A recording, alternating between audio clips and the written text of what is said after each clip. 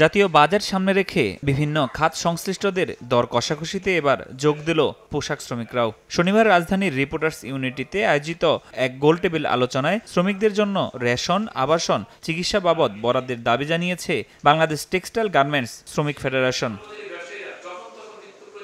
আলোচনায় শ্রমিক নেতারা বলেন, শিল্প ব্যবস্থার উন্নয়ন ও মৌলিক অধিকারের কথা বিবেচনা করে শ্রমিকদের দিকে সরকারের নজর দেওয়া উচিত। রেশন কার্ডের মাধ্যমে গার্মেন্টস শ্রমিকদের চাল, ডাল, তেল সহ নিত্য প্রয়োজনীয় দ্রব্য সামগ্রী স্বল্প মূল্যে প্রদানের জন্য বাজেট বরাদ্দ করার প্রস্তাব করছি। এত বড় একটা সেক্টরের লক্ষ লক্ষ শ্রমিককে অন্ধকারে রেখে, বাজেটের বাইরে রেখে উন্নয়ন কি সম্ভব হবে? এদিকে নির্বাচনী ইস্তেহারে আওয়ামী লীগ সরকার শ্রমিকদের কল্যাণে যেসব প্রতিশ্রুতি দিয়েছিল তা বাস্তবায়নের আহ্বান জানিয়েছেন অর্থনীতিবিদ গোলাম মোয়াজ্জেম। আমাদের একটা প্রত্যাশা থাকবে শ্রমিকদের পক্ষ থেকে আওয়ামী লীগ তার ইলেকশন ম্যানিফেস্টোর কতটুকু এবারের বাজেটে রিফ্লেক্ট করছে।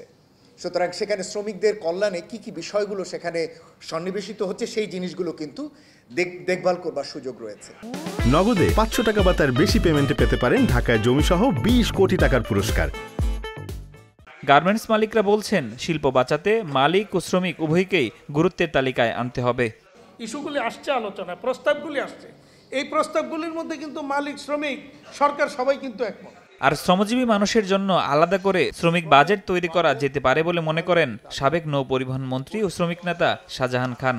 শ্রমিকদের বাজেট এটা একটা সুনির্দিষ্ট কোনো মন্ত্রণালয়ের অধীনে না, শ্রমিক বাজেট করার একটি দাবি তিনি করেছেন। হ্যাঁ, শ্রমিকদের জন্য বাজেট হতে পারে। শ্রমিকদের দাবি বাস্তবায়নে সংশ্লিষ্ট কর্তৃপক্ষগুলোর মধ্যে সমন্বয়ের উপর জোর দেন এই নেতা।